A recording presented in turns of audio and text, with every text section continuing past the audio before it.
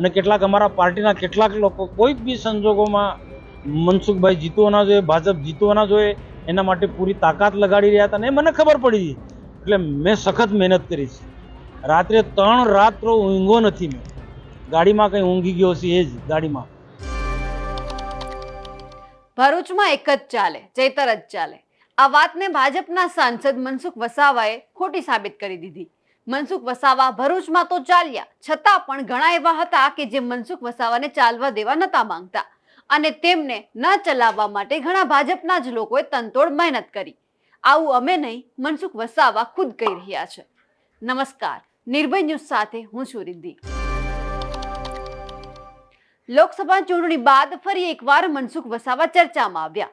મનસુખ વસાવા આમ તો ચૈતર વસાવાને દેખતા જ નથી મૂકતા, ગમે ત્યારે આમને સામને આવી જાય. પણ આ વખતે તો ગજબ થયું. મનસુખ વસાવા હવે જાગી ગયા છે, આંખો ઉઘડી ગઈ લાગે છે. આ વખતે તેમની નજરમાં ચૈતર વસાવા નહીં પણ પોતાના જ પક્ષના લોકો છે. મનસુખભાઈને લાગે છે કે તેમને હરાવવા માટે, ચૈતર વસાવાને જીતાડવા માટે ભાજપના જ લોકોએ તનતોડ મહેનત કરી છે. મનસુખ વસાવાથી રહેવાયું નહીં અને બધાની સામે બોલાઈ ગયું. મહારાજ મને નડ્યા છે. અમારા ભાજપના જ નેતાઓએ ભરૂચ લોકસભામાં જે કોંગ્રેસ, આમ આદમી પાર્ટી કેટલાક સંગઠનોએ બધાએ ભેગા મળીને મને હરાવવા માટે આકાશ પાતાળ એક કર્યા. એમાં કેટલાક અમારા ભાજપના પણ કેટલાક નેતાઓ હતા. એમાંના કેટલાક લોકો આવું પોસ્ટ કરે અને આવા લોકોને સપોર્ટ કરે કે આમ આદમી પાર્ટી, કોંગ્રેસ, કેટલાક સંગઠનો અને કેટલાક અમારા પાર્ટીના કેટલાક લોકો કોઈ બી સંજોગોમાં મનસુખભાઈ જીતવાના જોઈએ, ભાજપ જીતવાના જોઈએ, એના માટે પૂરી તાકાત લગાડી રહ્યા હતા. અને મને ખબર પડી એટલે મેં સખત મહેનત કરી છે. રાત્રે 3 રાત્રો ઊંઘો નથી. મેં ગાડીમાં કંઈ ઊંઘી ગયો છે એ જ ગાડીમાં.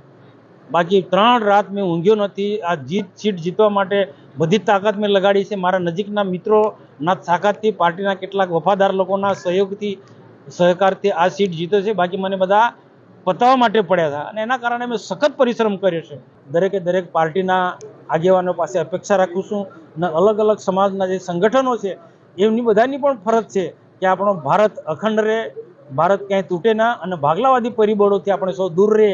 એ આજે પણ મેં વાત કરી, ભૂતકાળમાં પણ આ વાતને જાહેરમાં કહેતો આવ્યો છું અને આજે પણ આ વાત કરીને આવનારા દિવસોમાં પણ બધા જ લોકોને મારી અપીલ છે કે આવા ભાગલાવાદી પરિબળો, રાજકીય રોટલો શેકનારા લોકોથી આપણે સાવધાન રહીએ.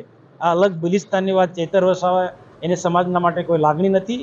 એને એક રાજકીય રોટલો શેકવા માટે એને એક પ્રકારનો આ ગુગલી બોલ નાખ્યો છે. બધાને ખબર છે, પણ એમાં એ સફળ નથી રહેવાનું. અમારા ભાજપના જ નેતાઓએ ભરૂચ લોકસભામાં જે કોંગ્રેસ, આમ આદમી પાર્ટી કેટલાક સંગઠનોએ બધાએ ભેગા મળીને મને હરાવવા માટે આકાશ પાતાળ એક કર્યા. એમાં કેટલાક અમારા ભાજપના પણ કેટલાક નેતાઓ હતા. એમાંના કેટલાક લોકો આવું પોસ્ટ કરે અને આવા લોકોને સપોર્ટ કરે કે આમ આદમી પાર્ટી, કોંગ્રેસ, કેટલાક સંગઠનો અને કેટલાક અમારા પાર્ટીના કેટલાક લોકો કોઈ બી સંજોગોમાં મનસુખભાઈ જીતવાના જોઈએ, ભાજપ જીતવાના જોઈએ, એના માટે પૂરી તાકાત લગાડી રહ્યા હતા. અને મને ખબર પડી એટલે મેં સખત મહેનત કરી છે.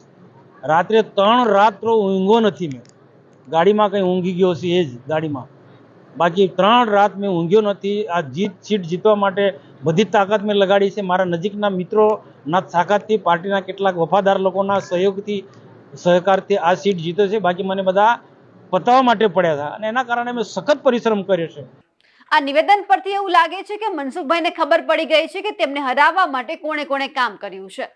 સાહેબ આમ તો સંસદમાં ઊંઘતા નજરે પડ્યા હતા, પણ આ વાત પરથી એવું લાગે છે કે પોતે ખુદ જીતવા માટે એકલાએ જ મહેનત કરી છે. કારણ કે મનસુખભાઈ 3 દિવસ જ સૂતા છે ચૂંટણી પ્રચારમાં, એવું મનસુખભાઈ કહી રહ્યા છે. એટલે બધો થાક સંસદ ભવનમાં ઉતાર્યો લાગે છે. મનસુખ વસાવાના નિવેદન ઉપર તમારું શું કહેવું છે કમેન્ટ કરીને ચોક્કસથી જણાવજો. સાથે જ નિર્ભય ન્યૂઝને લાઇક, શેર અને સબસ્ક્રાઇબ કરવાનું ભૂલશો નહીં. નમસ્કાર.